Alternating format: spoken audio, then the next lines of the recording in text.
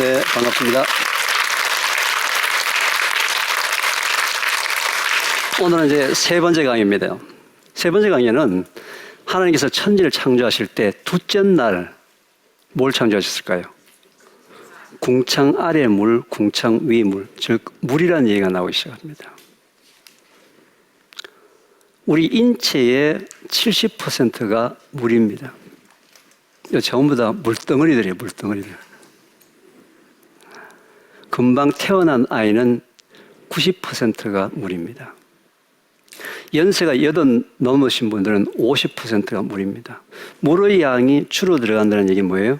죽음으로 가까이 가고 있다는 얘기예요. 그런데 여러분들의 의지에 관계없이 호흡, 땀, 소변, 대변을 통해서 일정량의 물이 몸 바깥으로 매일 빠져나가고 있습니다. 따라서 빠져나가는 양만큼의 물을 보충해 주는 것은 선택이 아니고 필수 기본입니다. 하나님의 말씀에 순종하는 거예요. 물맛이 있든 없든, 물을 먹는 습관이 되어 있든 안 되어 있든. 여러분 보세요. 굉장히 비옥한 땅이 있습니다. 비옥한 토양이 있어요. 거기는 심기만 심으면 뭐든지 다 잘 자랍니다. 금상첨화 파보니까 금도 나와요. 파보니까 기름도 나와요. 근데 그 비옥한 굉장히 좋은 땅에서 매일 조금씩 계속 물이 계속 빠져나간다면은 나중에 결국 그 땅이 뭐가 됩니까? 사막이 됩니다. 여러분, 사막에 기름도 나와요. 사막에 금도 나와요. 다이아몬드도 나와요. 근데 사막의 특징이 뭡니까? 생명이 사라지기 시작합니다. 사람 몸도 뭐예요? 흙집이기 때문에 호흡, 땀, 소변, 대변을 통해서 일정량의 물이 몸 바깥으로 빠져나가는데 빠져나가는 양만큼을 보충 안 해주게 되면 우리 몸이 뭐가 된다고요? 사막화되어 가고 있는 중이에요. 사막의 특징이 뭐라고요? 생명이 사라지기 시작합니다. 물 부족은 만병의 시작입니다. 암 환우분들의 공통 분모가 물을 작게 먹는 습관을 가지신 분들이에요. 근데 참 안타깝게도 물 부족은 한두 사람의 얘기가 아니고 우리나라 전 국민의 공통사항이 되어버렸어요. 왜요? 너무 바빠서 물 먹는 걸 잊어버렸습니다. 믿는 사람이건 믿지 않는 사람이건 특히 요즘 유치원에 또는 초등학교 아이들을 키우고 있는 30대의 똑똑한 주부가 너무너무 많습니다. 이 똑똑한 주부가 유치원에 갔다가 애들이 들어오면서 엄마한테 엄마 물 줘 하게 되면 뭐 주죠? 주스 줍니다. 왜요? 영양가 좋다고. 우유 줍니다. 여러분, 주스는 주스고 우유는 우유고 물은 물이에요. 절대로 주스나 우유가 물을 대신할 수가 없습니다. 그런데 이걸 자꾸 착각을 하는 거예요. 여러분, 오늘 점심 드시고 난 다음에 여러분 뭐 드셨죠? 그죠? 커피 드셨잖아요. 절대로 커피가 물을 대신할 수가 없습니다. 이걸 자꾸 착각하는 겁니다. 세월이 지나면서 바뀌어도 되는 게 있습니다. 예를 들면 이런 거예요. 요즘 대학교 캠퍼스에 여학생들이 좋아하는 남학생들, 어떤 남학생들 좋아할까요? 요즘 여학생들이. 네? 꽃미남. 꽃미남 얘기하면 일단 키가 커야 된대요. 그리고 얼굴이 조그만해야 된대요. 그죠? 그리고 또 유머 감각이 있어야 된답니다. 심각하게 얘기하면 아무도 옆에 안 간대요. 그리고 또 능력도 있어야 된답니다.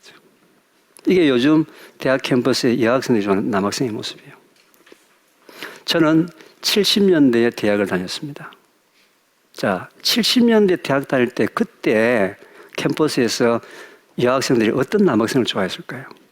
70년대 초. 네? 어떤 남학생? 여기 70년대 초에 대학 다니는 사람이 아무도 없으신가요?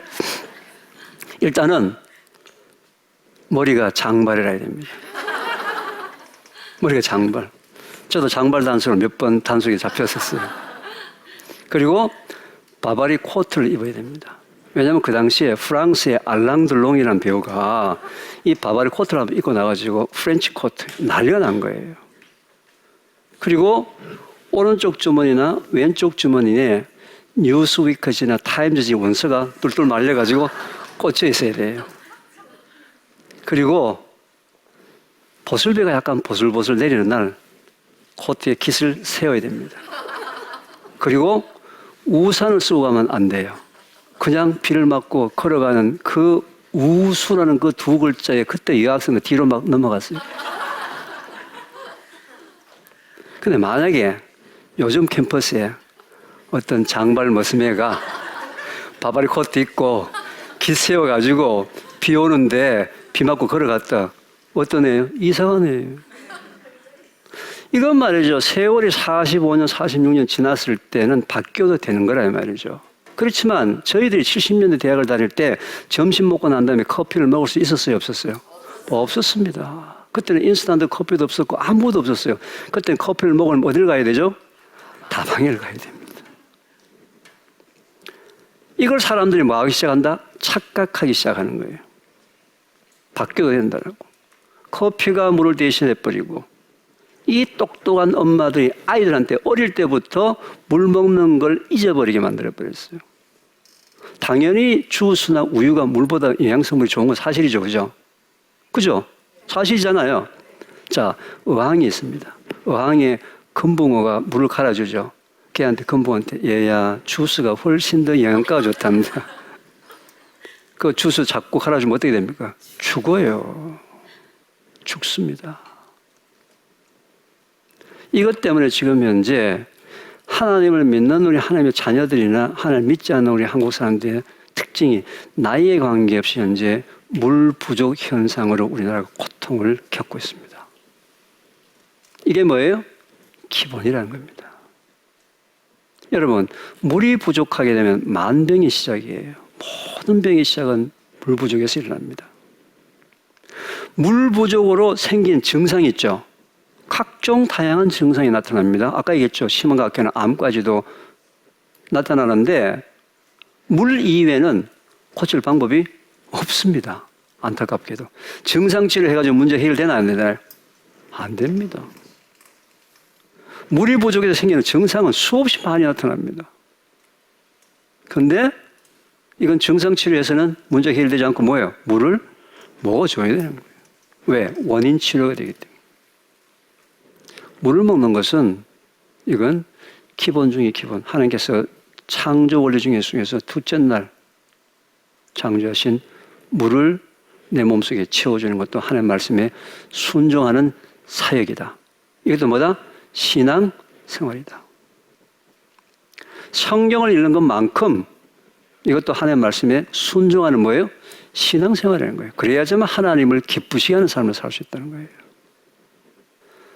보통 이제 물 얘기가 나오게 되면 말이죠. 많은 분들이 인터넷에 보니까 뭐 물이 2리터가 좋다고 얘기하던데 또는 3리터가 좋다고 얘기하던데 또는 어떤 분들은 몸무게 1kg당 30ml가 좋다고 하던데 여러 가지 얘기가 많이 있습니다.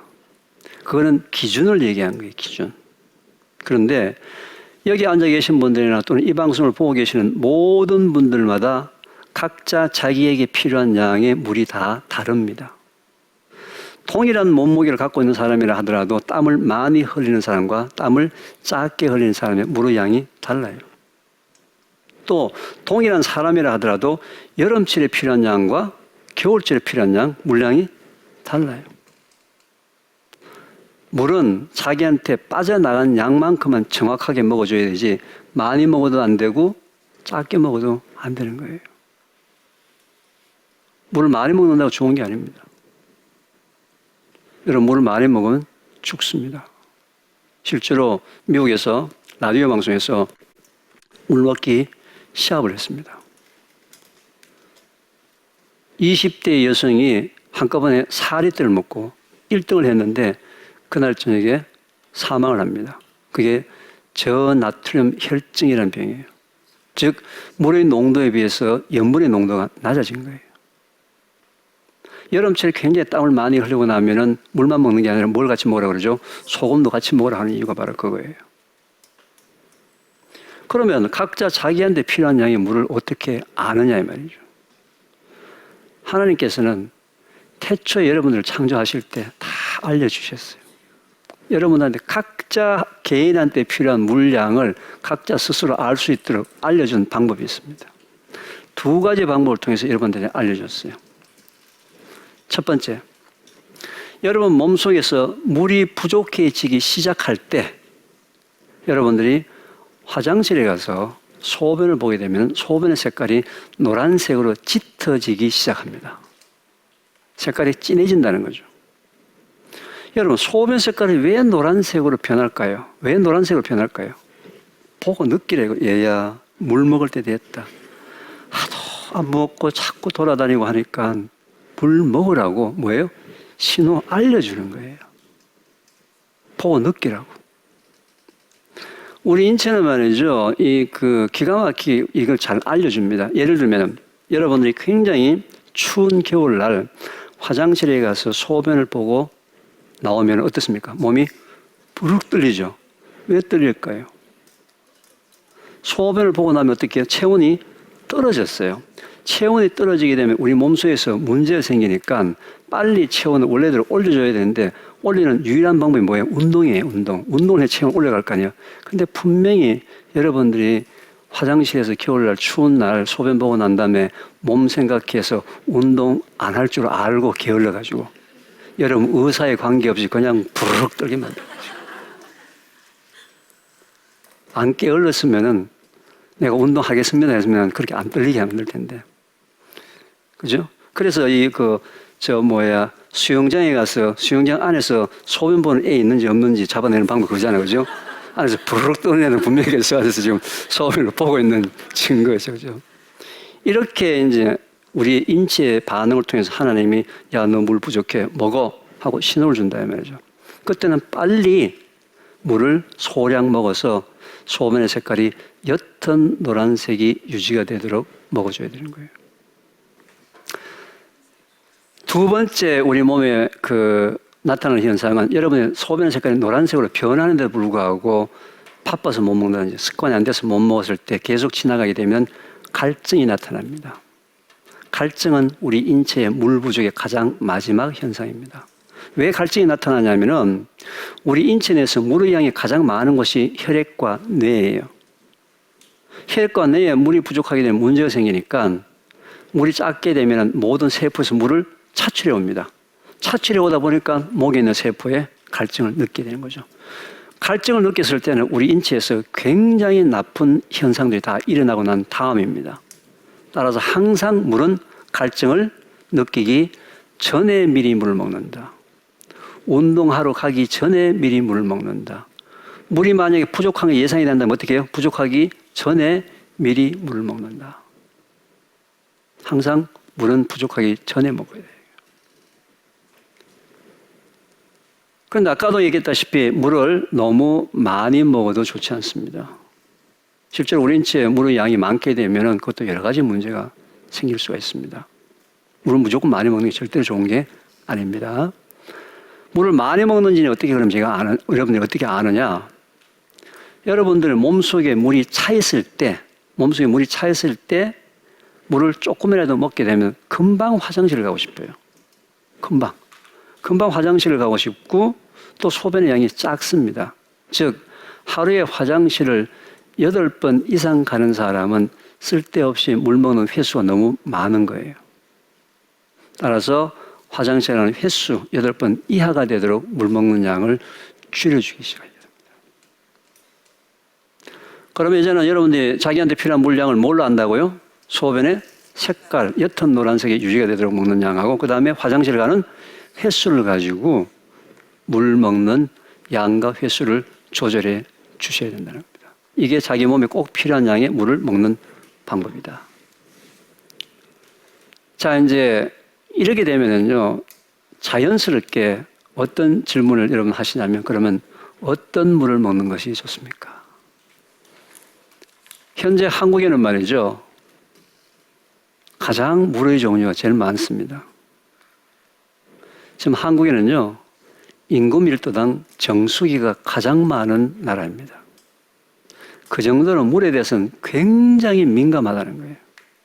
굉장히 민감한데 물에 대해서는 너무너무 무지합니다. 이거는 우리 조상들의 좀 영향을 받은 부분도 있는 것 같아요. 동의보감을 보게 되면요, 33가지의 물이 있습니다. 추로수, 옥정수, 지정수, 정화수 많이 들어봤죠, 그죠? 여러분, 추로수가 뭐냐면 가을에 새벽에 이슬만 모아가지고 약을 타려야지만 낫는 병이 있는 거예요. 옥정수는 뭐예요? 옥을 우린 물. 지정수는 뭐예요? 황토 풀고 난 다음에 흙 가라앉고 난 다음에 위에 있는 물. 그죠? 다 이런 정도로 우리 조상님들이 동의보감에 물의 종류에 대해서 굉장히 많이 했듯이 우리나라에도 현재 물의 종류가 너무 많습니다. 생수, 육각수, 야갈카리수, 부터 시작해서 너무너무 종류가 많은 거죠. 일단 정수기에 관련되는 내용부터 좀 한번 설명을 하자면요. 정수기는 여러분 꼭 기억하셔야 될 게 좋은 물이 나오는 게 아닙니다. 정수기는 물속에 있는 인체에 들어오면 해로운 물질을 걸러주는 역할만 하는 것이지 정수기를 거친다고 해서 갑자기 좋은 물로 바뀌는 게 아니다 이 말이에요. 현재 정수기는 크게 나눈다면 두 가지 종류의 정수기가 있다고 설명할 수 있습니다. 한 가지는 중공사막 필터나 활성탄이라는 기술을 사용해서 그냥 부유물질이나 오염물질을 걸러주는 것만 걸러주는 거예요. 근데 이건 중금속을 못 걸릅니다. 중금속을 거르기 위해서는 역삼투압이라는 기술을 사용했던 정수기 두 가지인데 이 역삼투압이라는 기술 자체는 중금속만 걸러주면 좋을 텐데 아직까지 첨단 기술이 중금속과 영양 미네랄을 구분을 못하고 다 뽑아버려요. 그래서 진짜 깨끗한 물이 만들어집니다. 물속에 아무것도 없습니다. 정유수 수준의 물을 만들어낸다는 거죠. 물은 우리 인체에 여러 가지 영양 미네랄들을 골고루 공급하는 방법입니다. 물속에 포함된 미네랄 종류는 수십 가지가 됩니다. 그게 많은 것도 많아야 되지만서도 작은 것들도 우리 몸속에 당연히 들어와 줘야 돼요. 우리가 보통 마트에 가서 생수라 해가지고 페트병에 들어있는 물을 마시지 않습니까? 거기 보게 되면은 뒤에 라벨을 보게 되면 5가지 무기물질에 대해서 농도가 표시가 되어 있어요. 칼슘, 칼륨, 나트륨, 마그네슘 이 4가지를 표시하고 마지막에 불소라는 걸 포함을 시켜놨습니다. 이 불소는 우리 몸에 좋은 게 아니고 있으면은 안 되는 거예요. 그래서 그렇게 이제 미네랄을 공급하는데 실제로는 이 4개만 필요한 것이 아니고 수십 가지 4, 50가지 미네랄들을 골고루 우리한테 공급해 주는 것이 물이기 때문에 근데 참 감사하게도 아직까지 우리나라는 원수가 좋은 편이에요. 좋은 편이라서 특별히 물의 종류에 대해서 너무 심각하게 생각하지 않으셔도 됩니다.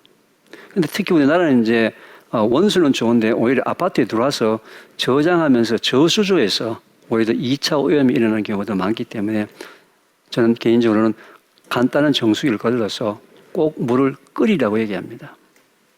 끓여라. 교수님 끓이게 되면은 생수가 더 좋은 거 아닙니까? 이렇게 얘기 나오지 않습니까? 자, 물을 끓이게 되면 물속에 어떤 변화가 일어나냐면 이런 변화가 일어납니다. 물을 끓이게 되면 일단 물속에 포함되는 모든 휘발성 나쁜 물질들은 다 제거가 됩니다. 특히 여름철에 이런 미생물들이나 이런 것들을 조류를 주기 위해서 사용했던 염소가 있는데 이 염소 때문에 오히려 THM이라는 발암물질이 그 속에 생성이 될 수도 있어요. 그런 것들도 다 끓이면 어떻게 해요? 다 날아갑니다. 모든 발암물질부터 시작해서 유기물질 다 날아갑니다. 다 날아갑니다. 심지어 우리가 페트병을 사용하는데 페트병 자체도 플라스틱이기 때문에 여름철에 굉장히 뜨거운 햇빛을 굉장히 많이 쬐게 되면 그 플라스틱 병의 원재료 속에서도 오염물질이 나올 수가 있어요. 그것도 끓이면 다 제거가 됩니다. 끓이게 되면 일단은 유기성, 휘발성 유기물질은 다 제거가 되고요. 물속에 있는 미네랄들은 전혀 제거가 되지 않습니다. 물속의 미네랄들은 온도 100도 시에는 제거되지 않습니다. 근데 참 재밌는 건 말이죠. 왜 생수라는 얘기가 나왔느냐? 물을 끓이고 난 다음에 그대로 식힙니다. 식히고 난 다음에 그 식힌 물에다가 금붕어를 집어넣게 되면 금붕어가 얼마 있다가 비실비실비실합니다. 왜 비실비실하느냐? 왜 이렇게 금붕어가 활기차게 못 사느냐? 금붕어는 물속에 녹아있는 산소, 용존산소를 먹고 사는데 물을 끓이는 과정에서 산소가 낮아진 거예요. 산소가 낮아졌습니다. 산소가 낮아졌기 때문에 그대로 그걸 이제 생수 이런 개념으로 온 거예요. 근데 참 감사하게도 그 물을 끓여가지고 식힌 물에다가 공기하고 접촉면을 많이 만들어주게 되면 다시 생수가 됩니다. 산소가 원래 다시 들어간다는 얘기예요. 그래서 가장 좋은 방법은 물을 끓입니다. 그 다음에 식혀요. 식히고 난 다음에 양쪽에 큰 것을 넣고 한번 주르륵 한 서너 번만 이렇게 폭포수와 같이 주르륵 물을 따라 붓게 되면은 내려오는 순간에 공기 중 산소가 다 들어가고 또 내려오는 순간에 만나면서 작은 방울들 이 안에 형성되면서 폭포수 물이 좋다는 이유가 바로 그런 거거든요. 그렇게 하게 되면은 다시 생수가 되는 방법이에요. 물은 이렇게 반드시 이렇게 끓여서 식혀서 그 다음에 다시 용존산소를 원래대로 돌려주는 폭포수를 만들어 먹는 이 방법이 가장 좋습니다. 그런데 제가 그동안에 많은 사람들을 만나면서 물을 먹으라고 얘기했을 때 상당히 많은 분들이 물맛이 없대요. 물맛이 비리답니다. 하여튼 물맛이 없으면 물을 못 먹겠다. 그렇게 해서 제가 그런 분들한테는 물맛을 올려주기 위해서 현미를 볶아서 우려서 물을 드십시오. 이렇게 얘기하셨습니다. 물론 지금까지 보리차라든지 둥글레라든지 여러 가지 많이 있지만 그 보리차, 둥글레차, 헛개차 이런 것들은 뭐예요? 약재입니다. 약재. 그죠? 약으로 쓰는 거였어요. 그래서 차는 차같이 마시면 되는 거고 물은 물같이 먹어야 되는데 지금까지 우리는 차를 물같이 먹고 물을 차같이 홀짝홀짝 먹습니다. 이걸 바꾸셔야 됩니다. 차는 차같이 즐기십시오. 대신 물은 물같이 드셔야 되는 거예요. 특히 또 보면 말이죠. 간단하게 한다고 둥글레도 넣고 헛개도 넣고 상황버섯도 넣고 이것도 넣고 저것도 넣고 막 혼탕을 해가지고 드시는 경우가 있는데 그게 가장 나쁜 것 중에 한 가지예요. 혼탕을 했을 때가. 그죠? 차는 한 가지 차로서 차를 즐기시기 바랍니다. 차는 차대로의 효과가 있기 때문에. 왜 커피나 녹차 같은 차를 먹었을 때 물을 대신할 수 없냐면요. 커피나 녹차 속엔 카페인이 포함되어 있습니다. 카페인은 이뇨제입니다. 우리 몸에서 물을 바깥으로 빼내는 이뇨작용을 하기 때문에 커피 한 잔 먹었으면 물을 한 컵 또 먹어주시는 게 좋아요. 아이들 먹는 주스, 오렌지 주스 속에는 당분, 액상과당이 포함이 되는데 이 액상과당 자체가 뭐예요? 이뇨제입니다. 물을 바깥으로 빼내는 거죠. 맥주와 같은 술 속에 포함된 알코올도 뭐예요? 이뇨제예요. 그걸 먹고서 물을 액체를 먹었다고 해서 물을 먹었다고 생각했는데 그게 아닙니다. 만약에 보리차와 같이 숭늉과 같이 막 끓였던 탄수화물이 굉장히 많이 포함된 물을 먹으면 어떻게 되느냐? 그 속에 포함된 탄수화물을 분해시키기 위해서 물이 또 필요한 거예요. 따라서 이제 물맛이 없다고 얘기하시는 분들한테는 저는 현미를 볶으라고 얘기합니다. 현미 볶아서 이제 우려서 드십시오 이렇게 얘기하면 그 현미 볶을 때 씻어서 볶습니까? 그냥 볶습니까? 이제 먼지가 걱정이 된다고. 먼지가 걱정되면 씻어야죠. 그럼 씻어서 볶으세요. 그러면 그 씻었다가 다시 말려서 볶습니까? 그냥 볶습니까? 그냥 볶아야 됩니다. 일단 후라이팬을 약간 좀 센 불에서 달굽니다. 후라이팬에 센 불인지 아닌지는 여러분 손가락에 물을 묻혀가지고 한번 튕겨보게 되면 물이 또르르 굴러가게 되면 후라이팬이 어느 정도 달궈진 거예요. 거기다가 현미를 그냥 씻습니다. 씻어가지고 조리로 건져가지고 물을 한번 축축 뺀 다음에 그대로 물 있는 대로 그대로 바로 후라이팬에 놓고서 나무 숟가락으로 한 30초만 이렇게 저으면은 현미 바깥에 있는 물은 다 말라집니다. 그 다음에는 불을 중불이나 약불로 낮춰야 돼요. 센 불로 그냥 두게 되면 전부 팝콘이 되어버립니다. 현미가. 중불로 약불로 낮추고 난 다음에 딱 5분에서 10분간만 살짝 볶습니다. 즉 현미 바깥에 균열만 나게 만들면 되는 거죠. 색깔이 약간 노란색을 띱니다. 그걸 볶아가지고 밀폐된 용기 속에 넣어 놓는 거죠.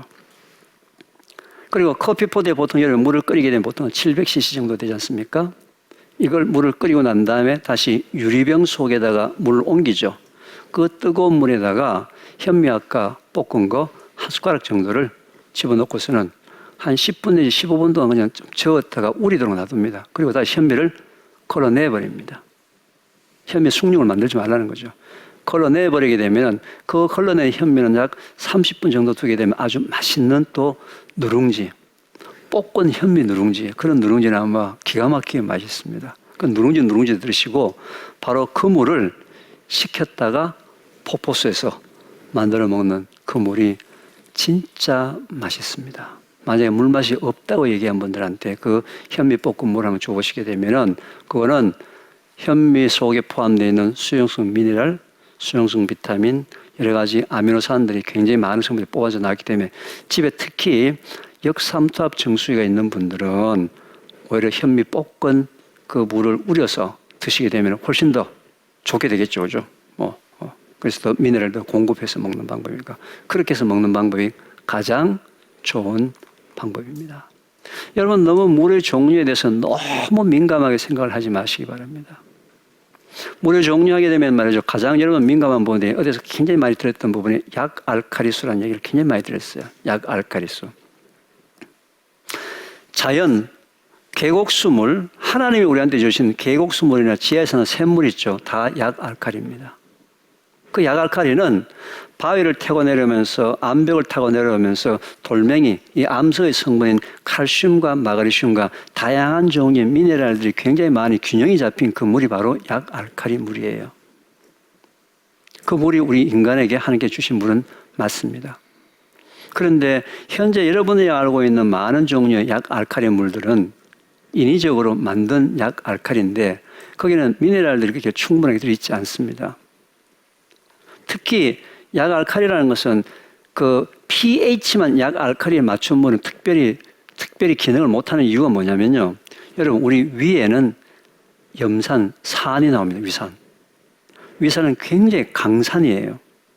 이 강산이 음식에 들어가가지고 바로 위 밑에 12장이 있는데 12장으로 바로 내려가게 되면 위산 때문에 12장 안쪽이 다 헐어버려요.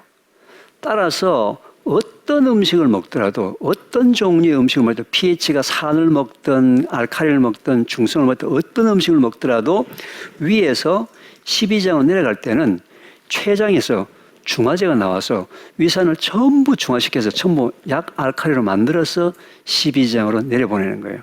우리가 먹는 음식이 산성을 먹든 알칼리를 먹든 어떤 음식을 먹더라도 항상 위 밑으로 내려갈 때는 뭐가 내려간다?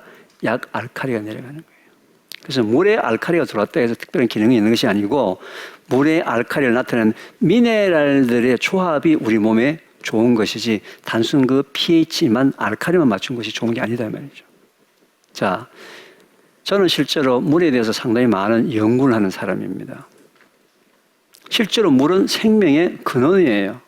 여러분 에덴 동산에 강이 4개가 있습니다. 그죠? 항상 강이라는 게 뭐예요? 물의 시작이죠. 전 세계 모든 문화의 시작은 어디서 시작했습니까? 전부 다 강주위에 시작했죠. 서울은 어디예요? 한강주위에 시작했고 이집트는 나일강주위에 시작했고 항상 이 강주위에서 모든 것이 일어났듯이 항상 물이 기본이 된다는 거죠. 그런데 많은 사람들이 아까도 얘기했지만 우리가 물에 대해서 굉장히 관심을 많이 갖고 있지만 물은 실제로 하나님 우리 인간에 대해 준 가장 멋진 선물이에요. 그런데 이 선물을 너무 기능적인 부분에 대해서 우리가 민감하다 보니까 물 자체가 주는 이 하나님의 감사함에 대한 생각을 하지 않고 너무 기능적으로만 자꾸 생각을 하는 거죠. 따라서 앞으로 이제 여러분들이 어디 가서 물의 기능에 대해서 얘기하게 되면 이렇게 얘기하는 게 좋습니다. 물은 물이다. 이해하시겠습니까? 물은 물이다. 그런데 제가 아무리 이렇게 얘기해봐도 물 먹는 습관이 안 돼 있어요. 아무리 좋은 물을 먹으라고 아무리 훈련해도 애들서부터 어른까지 뭐가 안 돼 있어요? 먹는 습관이 안 돼 있어요. 습관을 바꾸기 위해서 제가 여러 가지 방법을 많이 제안을 했는데요. 요즘 참 감사하게도요. 이 휴대폰 앱도 물 먹는 앱이 있습니다. 이 물 먹는 앱이 있어가지고 딱 3가지를 입력합니다. 첫 잔을 아침에 몇 시에 먹을 겁니까? 마지막 잔을 저녁에 몇 시에 먹을 겁니까? 하루에 몇 컵 먹을 겁니까? 3개를 딱 입력하고 나오면 물 먹는 시간이 되면 여기서 폭포수 소리가 납니다. 샤샤라고 물 먹으라고. 근데 그것도 귀찮다가 나중에 진동으로 끊어버려요. 그래서 지금 제가 우리 믿는 사람들 뿐만 아니라 모든 우리나라 사람들 대상으로 물 먹는 습관, 즉 하나님의 말씀에 순종하는 방법을 운동으로 바꿨습니다. 이름하여서 3, 2, 1 운동입니다. 여기 계신 분들이나 이 방송을 보고 계시는 분들은 지금 저하고 같이 한번 따라해 보시기 바랍니다. 행동도 같이 따라해 보고 말도 한번 같이 따라해 보겠습니다. 3. 다시 해보겠습니다. 3. 식사 30분 전 한 컵. 2. 식사 2시간 뒤 한 컵.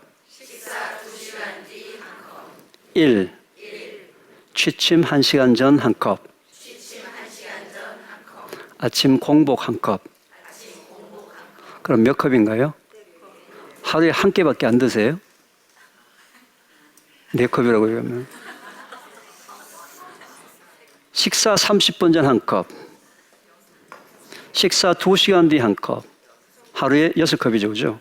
그 다음에 취침 1시간 전 한 컵. 아침 공복 한 컵. 하루에 몇 잔이요? 8잔입니다.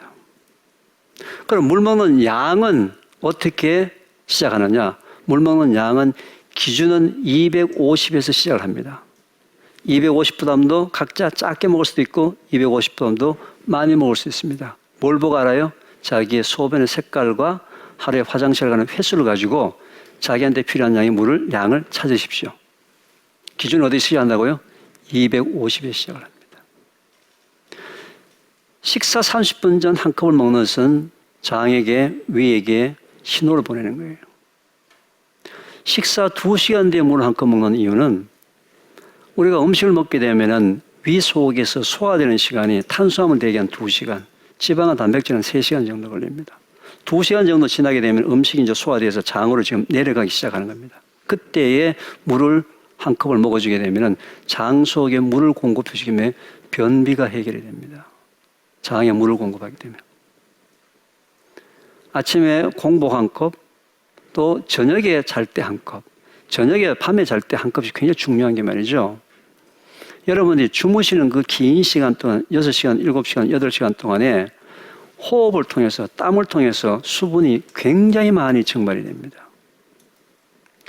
여러분 하나님께서 우리한테 밤에 잠을 자도록 주신 것은 낮에 일어났던 모든 문제점들을 밤에 회복시키고 유지해주고 뭔가 세포를 새로 생성하고 이렇게 하게 되는데 그때 뭐가 필요하죠?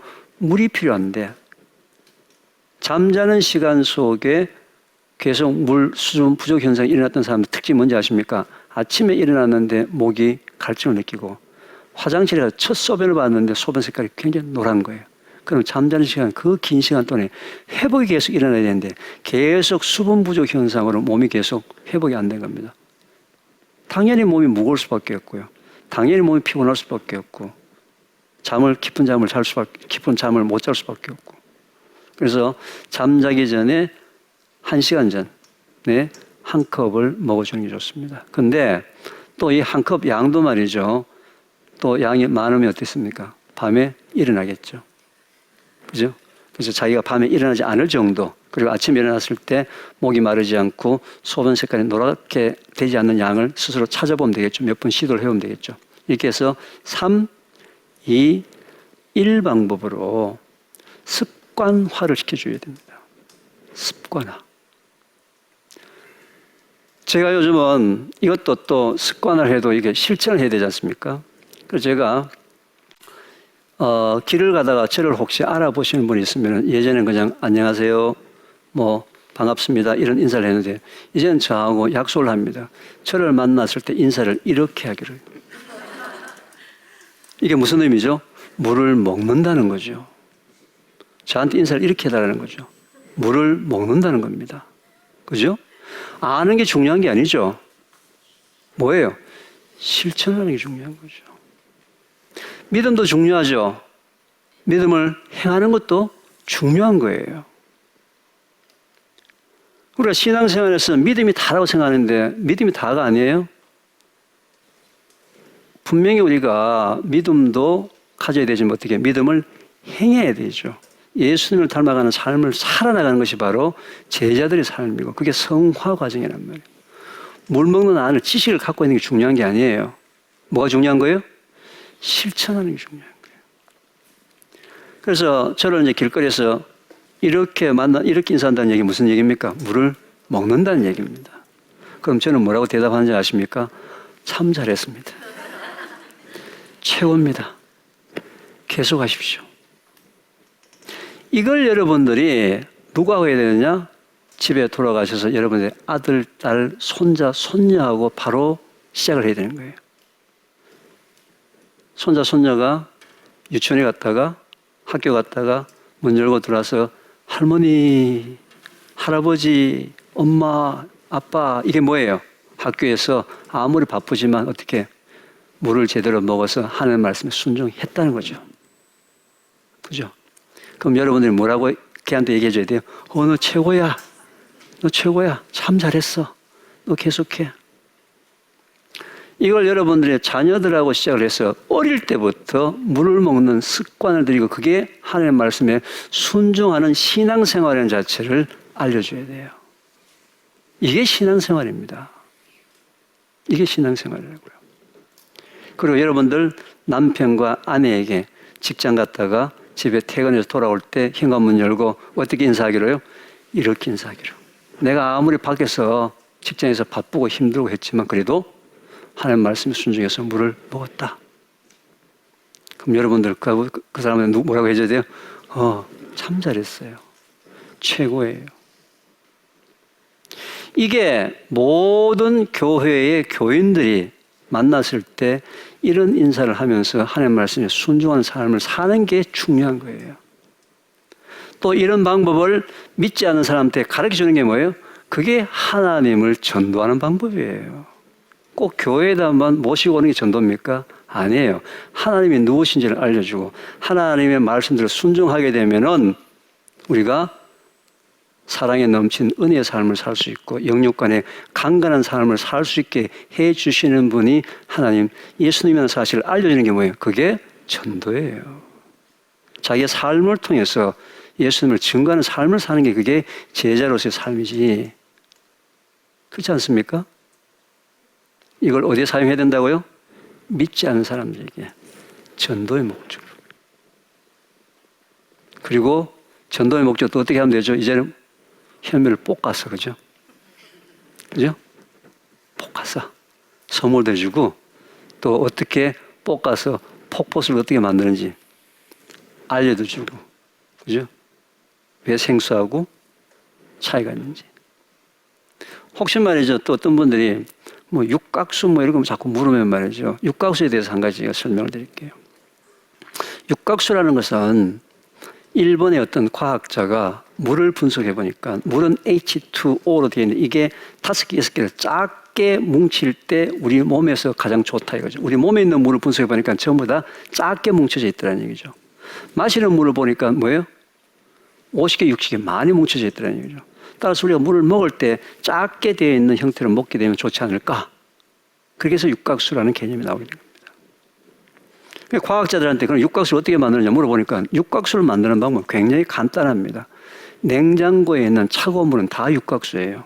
온도가 낮으면 다 육각수란 말이죠. 그러니까 열심히 이제 찬물이 좋다고 계속 이제 강의를 이제 이 교수님이 했는데 어느 날 강의장에 갔는데 누가 손을 듭니다.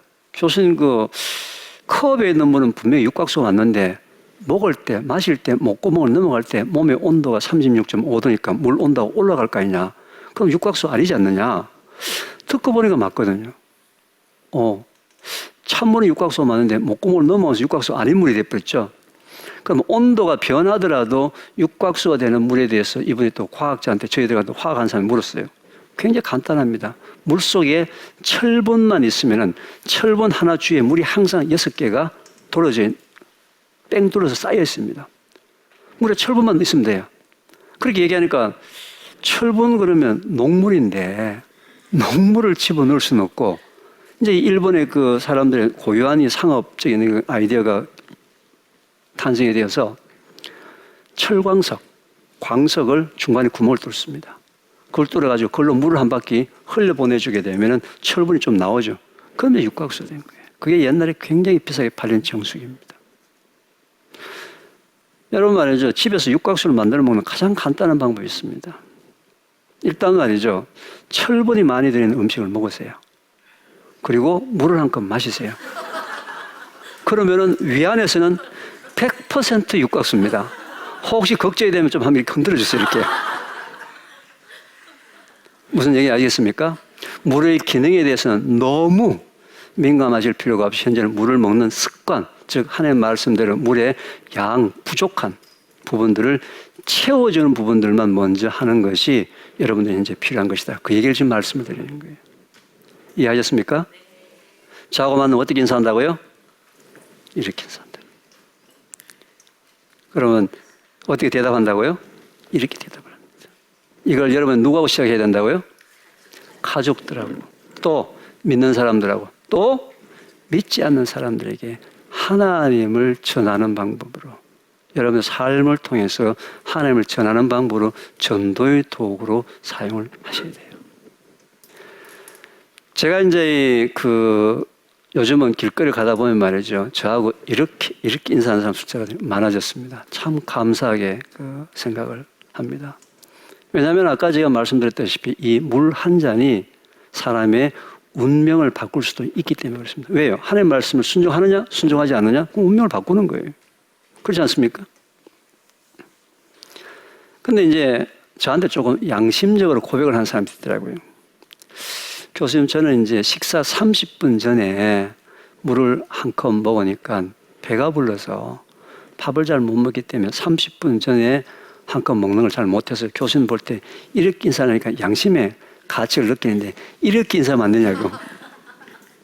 그죠? 이렇게든 뭐가 중요한 겁니까? 실천하는 게 중요한 거예요. 실천하는 게. 지금 현재 여러분들이 많은 우리 교인들이나 교인들이 아닌 사람들이 다 마찬가지예요. 자녀들의 건강이나 자녀들의 미래에 대해서 관심이 많아요. 근데 의외로 자녀들의 건강에 대해서는 그저 비타민이라든지 건강 보조식품을 사주면 다 해주는 줄 알고 그렇게 알고 있는데 그게 아닙니다. 특히 자라나는 아이들의 건강은 무엇을부터 시작한다고요? 하나님의 창조의 원리에 따라서 기본을 회복시켜주는. 기본을 회복시켜주는. 우리가 첫째 시간은 빛에 대해서 얘기를 했고요. 둘째 날에는 뭐에 대해서 얘기했다고요? 물에 대해서 얘기를 한 거죠. 우리가 다음 시간, 셋째 날에 뭘 창조하셨죠? 씨 가진 열매와 모든 채소를. 왜 하나님이 가장 이렇게 빨리 셋째 날 빛과 물을 만드시고 난 다음에 왜 셋째 날 이 식물을 창조했을까? 얼마나 급했으면은. 바로 여러분들이 지금 현재 하나님의 말씀에 불순종 안 할 줄 알았어요.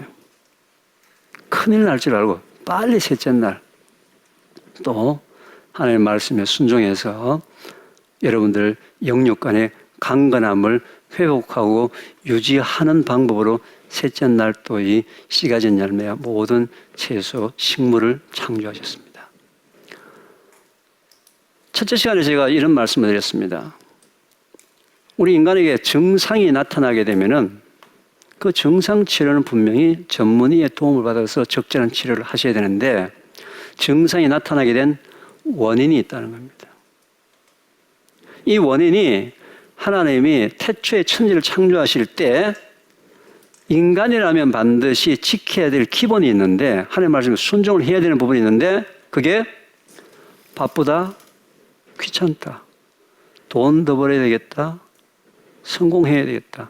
각자 다양한 이유에 따라서 하나님의 그 창조의 원리 기본을 무시하고 소홀히 한 과정이 반복되어서 뭐가 나타난다고요?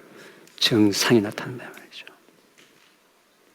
따라서 정상을 그대로 두게 되면 악화되기 때문에 정상 치료는 분명히 적절하게 전문의 도움을 받아 해야 되지만 원인 치료는 어떻게 해야 된다고요? 하나님 말씀에 순종하는 기본을 회복하는, 우리의 삶 속에서 현재 기본이 무시된 게 무엇인지, 우리의 삶 속에서 그동안의 기본을 소홀히 한 게 무엇인지, 그동안에 우리가 기본을 몰라서 못 지키는 경우도 있었고 알지만 못 지키는 경우, 이런 경우들을 다시 회복해서 유지하는 것이 내가 현재 또는 여러분들이 이제 갖고 있는 문제점들을 해결하는 방법이고, 하나님께서 영과 육을 주시고 난 다음에 영육 간의 강건함을 가지고 주 예수 그리스도께서 강림하실 때까지 흠없이 보존하라고 하신 주님의 지상 명령을 지키는 방법이라는 거죠. 이게 신앙생활이라는 거죠. 오늘 셋째 강의죠, 그죠? 물 강의. 실천하시겠습니까? 네. 이건 뭐 제 얘기가 아니죠. 하나님의 말씀에 순종하셔야죠. 그런데 한 가지 마지막으로 꼭 주의할 게 있습니다.